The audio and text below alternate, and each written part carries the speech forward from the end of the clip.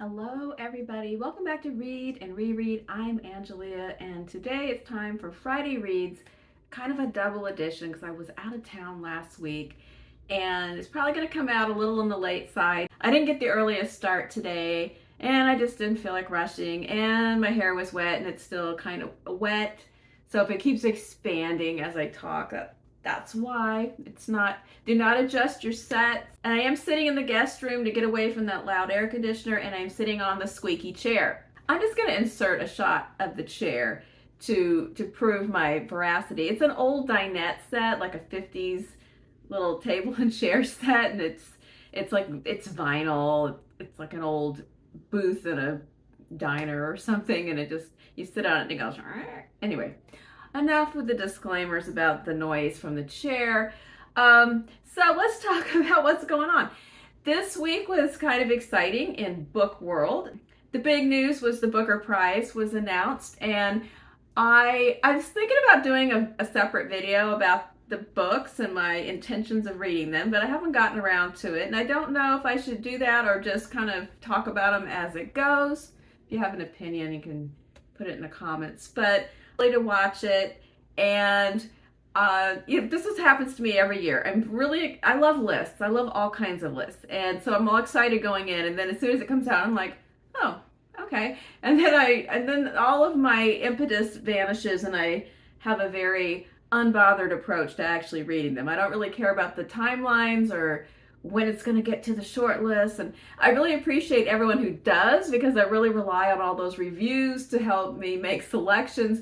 But I myself cannot be stirred to hustle in reading the books. And then also the BookTube Prize went, the finalists were announced, and I was a judge in that part of the competition. And the 3 books that I put as my top 3 were the ones that made it through from my category. So that was exciting.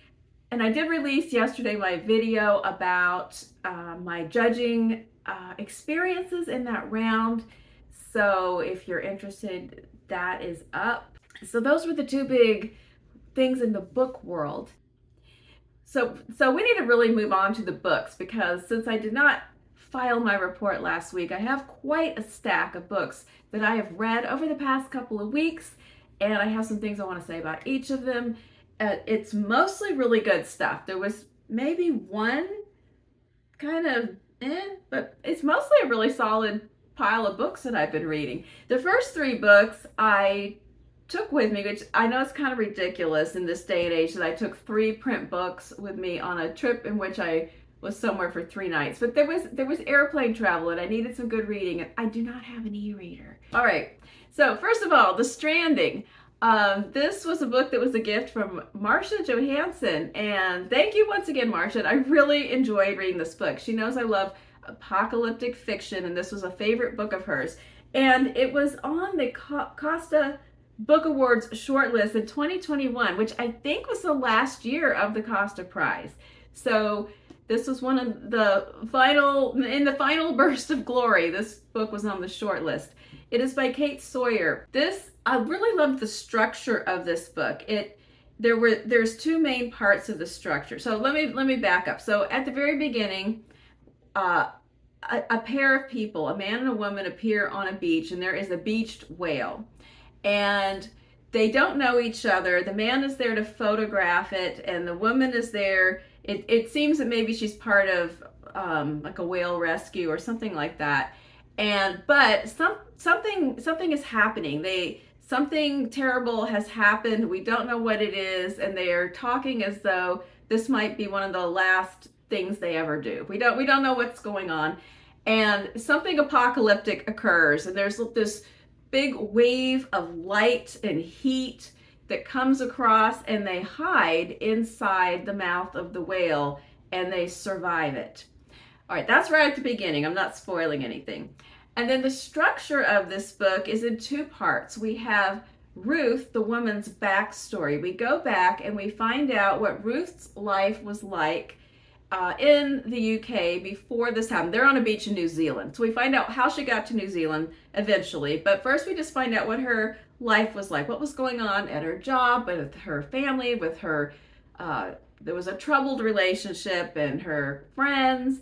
And so we start with her, and she's a school teacher. She's in her 30s, and so we kind of move forward in time with her up to the point that she chooses to go to New Zealand and how she ends up on this beach. And then we also have the story of how they survive, starting with the event that happens, and they're inside the whale. Ruth and Nick is the man, and their life going forward in this new kind of era, being, as far as they can tell, the only survivors anywhere around, and they're on this beach. And so at first, so I like that kind of time period kind of thing in a story. But at first I was kind of annoyed because Ruth's backstory was not that interesting to me at first. But as I read on, I realized it was really essential to understanding how Ruth got to where she is, to be the kind of person that she becomes after the event. Because Ruth it's kind of, for her, it's kind of a coming of age story. Even though she's not, super young, but you can come of age at any time. You don't know when this is going to strike in your life, that you're suddenly something's going to click into place, and you all of a sudden you unlock goals and resources and skills that you didn't know you had. So Ruth has to kind of go through the things that we see in her life and come to the realization that she's in some sort of a pattern that she's not real happy about. And then the only thing I regret about this book is that we don't get the same kind of thing for Nick, because it's mostly about Ruth and Nick going forward, but Nick's backstory is a little bit hazy. We know a few things, but I wanted to know more. So I kind of wish it even had a 3-part structure of Nick and Ruth, and then getting into what happens and the life that they make in this extraordinary time. Very diverting, distracted me from all kinds of travel related situations, and it was a really good time. So thanks again, Marcia. I really did enjoy the book. The next one was a buddy read that I also read mostly during that trip, and it was We the Animals by Justin Torres. Yes, the Justin Torres obsession continues, and it only grows deeper. So I read this book with Michael Clark. We cannot get enough of Justin Torres. We're reading interviews and TED Talks and books and hunting down short stories online. Hope he comes out with something else in the near future, because I'm running out of material here. But this is his first book. It was published in 2011, and it's semi-autobiographical. There's a large gap between that and Blackouts, which came out in 2023, and partly because he lost an entire manuscript of short stories that were in progress when he left a laptop on a bus or a subway or something. So that's partly why there's a gap. We the Animals is semi-autobiographical, like I said, and it is narrated by a young boy who's one of 3 brothers growing up in a really chaotic household. There's the 3 little boys that are little stair-step brothers, and then a very young set of parents.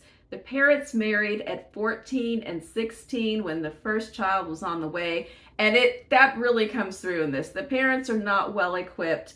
They're not very well behaved. The energy in the household ranges from intimate and loving to disorderly, neglective, sometimes violent. It's just kind of a big hot mess. And the way that he tells the story, it's like memories. It's very poetic. The first chapter I thought just read like poetry. And then, you know how memories, there's just these certain crystallized moments that are super clear and vivid and visceral in your mind, but then there's kind of all this kind of hazy connectors in between. You don't remember everything. We just have like these snapshots or video clips in our mind, and that's how the book feels when you read it. I actually looked up to see if he had written any poetry, and he's a reader of poetry, but as far as I can tell, not a writer of it. But this is the opening. We wanted more. We knocked the butt ends of our forks against the table, tapped our spoons against our empty bowls. We were hungry. We wanted more volume, more riots. We turned up the knob on the TV until our ears ached with the shouts of angry men. We wanted more music on the radio. We wanted beets. We wanted rock. We wanted muscles on our skinny arms. We had bird bones, hollow and light, and we wanted more density, more weight. We were 6 snatching hands, 6 stomping feet. We were brothers, boys, 3 little kings locked in a feud for more. And so this book has a lot of really beautiful moments in it. And then near the end, there's a time jump to where our narrator is older, in his late teens, and aware of differences that have emerged between himself and his family. Yeah, I can't give it away, but it's really wrenching. It's beautiful. And it's really interesting to me. It's sort of part elegy, part rebuke, part nostalgia, part coming to terms with, when you're a child, you don't see you don't see the events in your circumstances and your surroundings the same as you do when you're an adult, and you look back at certain things you realize you took for granted, and other things you think, what the hell was that all about? So, I think it's a little bit of all those things. I think it's really interesting in light of what happened with his family that the book is still dedicated to them. But I thought it was a beautiful, slim piece of writing, very different from Blackouts in style and structure, but in some ways, definitely there was echoes of this in Blackouts. And then the next book was a bit of a disappointment. I read Devil in a Blue Dress by Walter Mosley. And I have been looking forward to reading this for a long time, but it didn't quite live up to my expectations. So this book was written in 1990, but is written in kind of a noir style, and it's set in 1948 in Los Angeles.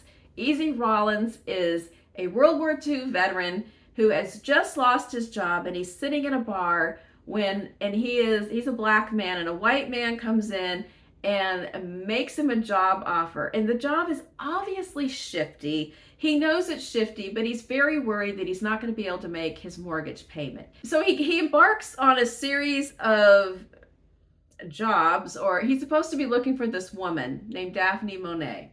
And he knows right away that if you're hired in a bar to hunt down a woman, it's probably not a good scene. You probably don't want to get involved, but he needs that money, so he does it anyway. The premise is great, and the setting and the commentary on the divided world of Los Angeles in the time period is really interesting. And Easy Rawlins, his one driving sense to preserve this house that he was able to buy. Also, he has a backstory that we don't quite get all of about what happened when he lived in Houston, and how he fell out with his previous best friend Mouse, who comes back into the story. And all of that has a lot of interesting potential, but the story just gets kind of bogged down. So we have this great setup, and then it just keeps setting up more avenues of the same thing. More and more characters keep coming in, bodies start piling up. Easy Rawlins gets in deeper and deeper. The plot just gets convoluted. You kind of lose track of who's doing what for what reason, and why is that person dead, and it just gets kind of muddy. And then also the other thing that I didn't care for in this book was the way the women characters are portrayed. It's right there in the title, Devil in a Blue Dress. There's this woman named Daphne who sometimes she has a French accent, sometimes she doesn't. She's obviously a player, and that's fine. I don't have a problem with that in the character. But my problem is every time in this book, when Easy Rawlins is anywhere near a woman, he loses his mind. Like, he apparently is irresistible to all women, and all women are irresistible to him. So no matter what's going on, no matter how tense the situation is or how dangerous, he just basically stops and drops every time a woman appears. And it's just silly. It just gets really silly. And there were some other women too, and it suffered the same fate. They just kind of come in, disrupt and stir up all the men, and then they saunter off. And I was disappointed. If the book was really written in 1948, I might chalk it up to the times, but he wrote it in 1990, so he could have made Daphne a sharper, more interesting character, and he just chose not to. So that was why I was disappointed in Devil in a Blue Dress. The main character's interesting. the premise was interesting, but then the plot fell apart, and then the interactions between the men and the women. I did also finish my July nonfiction selection, which was Liliana's Invincible Summer by Cristina Rivera Garza. This was a really well-written, really devastating memoir about Rivera Garza's search for more information and more answers regarding the death of her sister in 1990.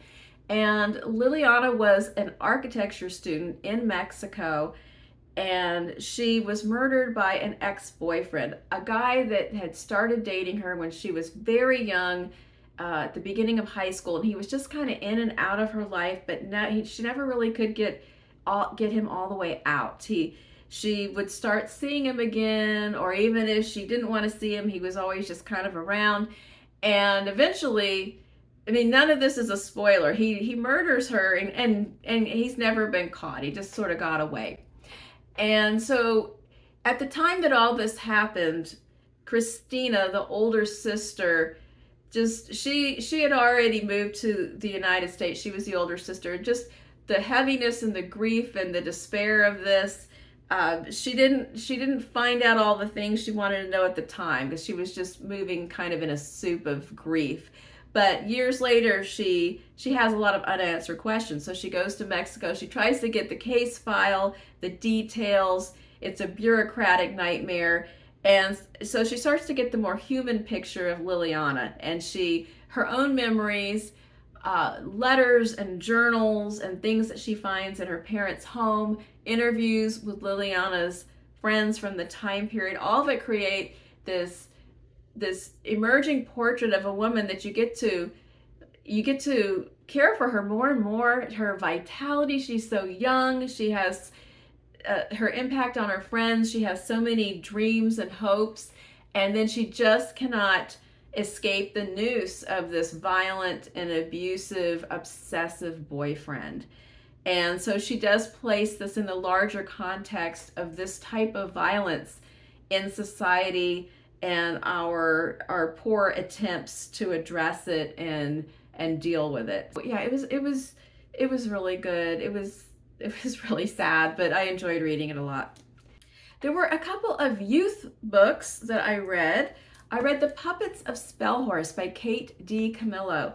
I've been trying to follow the Montana Book Company's challenge, and there was a category of reading a fairy tale or folk tale retelling, which is not a kind of thing that I'm really into. So I started one book, it didn't work out, and then I picked this up at the library because I love Kate DiCamillo. More about her in 2025. Spoiler alert. Talk about later. But The Puppets of Spelhorse was one that I had not read because it came out shortly after I have retired from being a school librarian. So this one I had not read, and it's kind of an original fairy tale, but my thought was you can't write an original fairy tale without knowing what a fairy tale is and having read them and know the patterns and traditions and classic story arcs and all of that. So then in that sense, any fairy tale is a retelling because it's infused with all the previous ones. So therefore it counts in the challenge. And it is the story of, there's a box with 5 puppets, a wolf, a boy, a girl, a king, and an owl. And they have some adventures, and they want to be in a story because they are a set of puppets, and they want to be in a story together because that was how they were made and intended. But the box of puppets goes through a number of different human hands and mishaps along the way before they finally get their story. The box of puppets is first purchased by a man named Spelhorse because he's obsessed with one particular puppet. I want to just read this passage. Spelhorse was not staring at all of the puppets. He was staring at one puppet only, the girl with the cloak and the shepherd's crook. The girl had the heart-shaped face and violet eyes of someone Spelhorse had loved long ago, loved and lost. Loved and lost, loved and lost, the ever-repeating story of the world. And that kind of sense, loved and lost, the power of story, the thirst for experiences and adventures, all of that plays out in this slim little book, and it was quite a delight.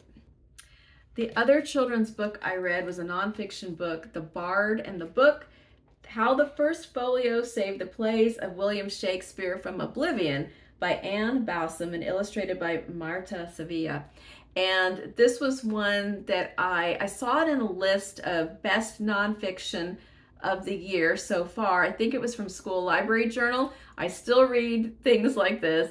I'm a sucker for a list of, I don't care what the genre, age, whatever, I'm gonna read them all.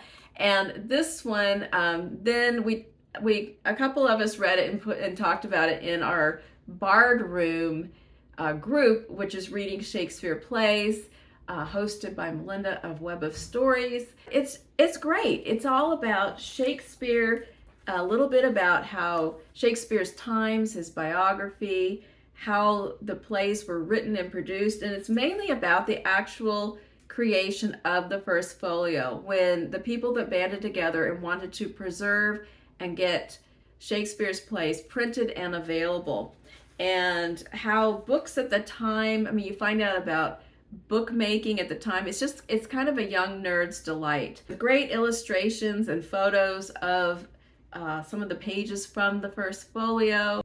I was really into it. I think I would have loved this when I was in middle school and first encountered Shakespeare, and also had an affinity for old books and kind of archaic information about early printing. I mean, all that kind of stuff. I was that kind of kid, so I would have loved it, but I still love it now. And oh, it's not showing up really well, but I found particularly fascinating the whole history about how the different copies of the first folio are all bound and named differently, how each one was customized for its owner. And kids will think, it's really funny because there's one that's called the farting folio and stuff like that. But it was really quite a joy. And then I read one of the novels that my daughter gave me for Mother's Day. This was a book that I did hear a little bit about in Booker Prediction Buzz, but it is not on the Booker list, and that is Clear by Carys Davies. This was a quiet gem. Quiet gem alert. This was it. It's not very long. It's absolutely a lovely little book. And this is the first book I've read by Carys Davies. So I see that my library does have these other books listed here, West and The Mission House. So if you have read those, if you recommend one of those, please let me know, because I loved this and I would like to read something else by this author. And you will find out why there is a Wedgwood teapot floating in the water by the time you get to the end of the book. So first I'm going to tell you, be careful about these author blurbs. The very first blurb on the back of this book, major spoiler, Annie Proulx, how dare you? She just kind of lets a cat out of the bag there. So don't look at that. You can look at this one. This one's good, by Anthony Doerr. Clear is a compact, taut, and brilliant novel with an ingenious premise. One man is sent to evict another from his land, but suddenly requires the second man's aid. Everything gets more complicated from there. The book is about belonging, a dying language, secrets, and a pistol in a box. I loved every page. I totally agree and endorse that blurb. So we have a man named John Ferguson who has, the setting is Scotland in the mid to late 1800s. He is one of the clergymen who has broken away to join, what is it called? The Free Scots Church of England. I'm going to put the name up there. The church divided, and he's with the dividers. And I had to look up some history things to read this book. But he's broke. He has recently married. He's not super young. He and his wife are in their 40s, but they found each other kind of unexpectedly, a little bit late for that time period.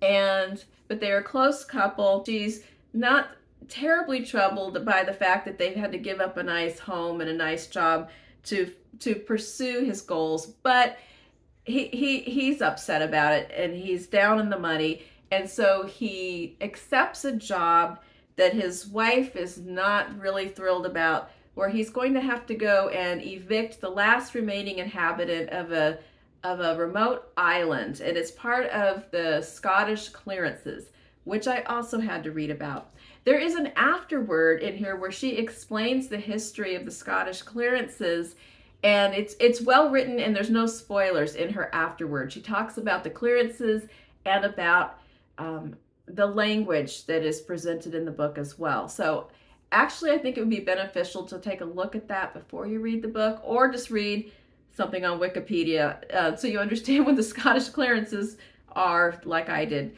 So, but anyway, so he's being sent to tell this one leftover man that he has to leave this island. It's going to be taken over for sheep farming.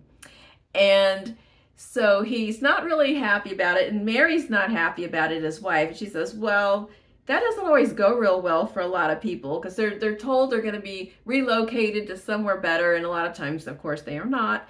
But she just accepts that he's going to do this job because they really need this money. So he goes off on this journey. When he arrives, it kind of reminded me of the beginning of The Colony by Audrey McGee, because he's in a rickety little boat and he's not well equipped for this travel, and he's desperately ill, and he gets there and nothing's really like it was described. The provisions are not providing, and it's not so good. He can't even make a fire, and he very quickly suffers an accident, and he is discovered by that one inhabitant, Ivar. And Ivar nurses, or I don't know if it's Ivar or Ivar really, but he nurses him back to health, and they begin to form a bond.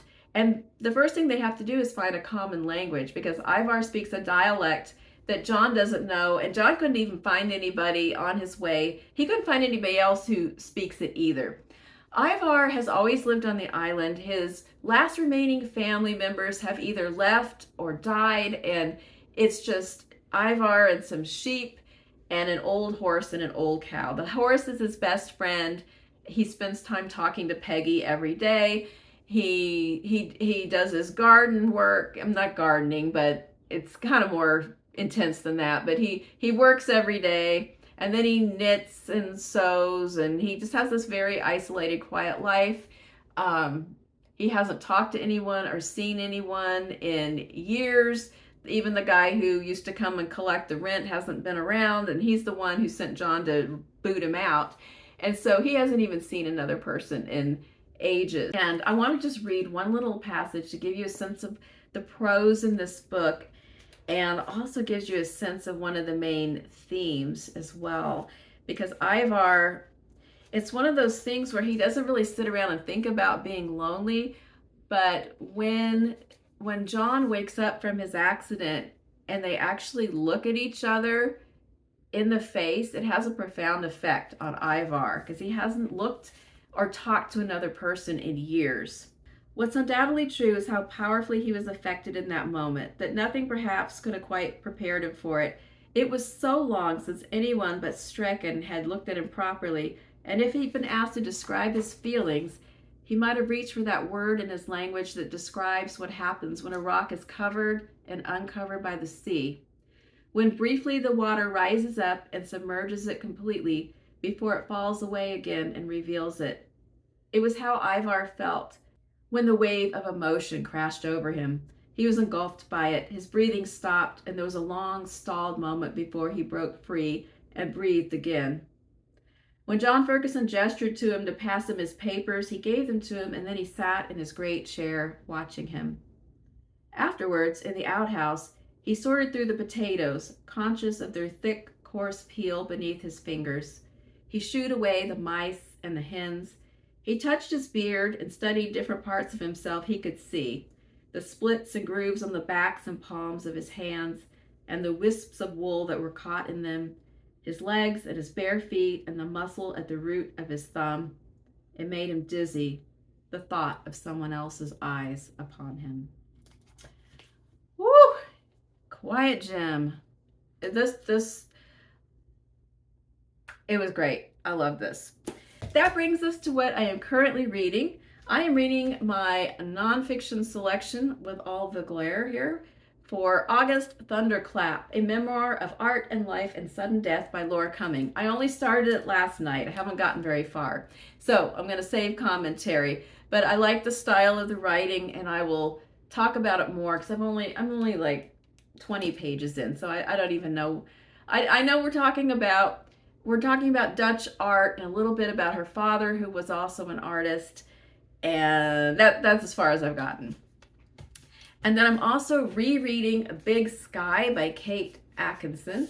This is the last book I need to read to be ready for the new Jackson Brodie book that is coming out next month or this month or sometime soon. So I'm reading Big Sky, and then I'll be all set for that. And on deck, also the last book I need to read to be ready for the Elizabeth Strout new book coming out, Olive Again. And this will be a buddy read with Michael Clark. So that's what's going on. What are you reading right now? What have you read in the past week that has been outstanding? Thoughts, comments on any of this? Should I do a book or video? Whatever you want to tell me. I appreciate your time and your comments. I hope you have a great weekend. Bye-bye.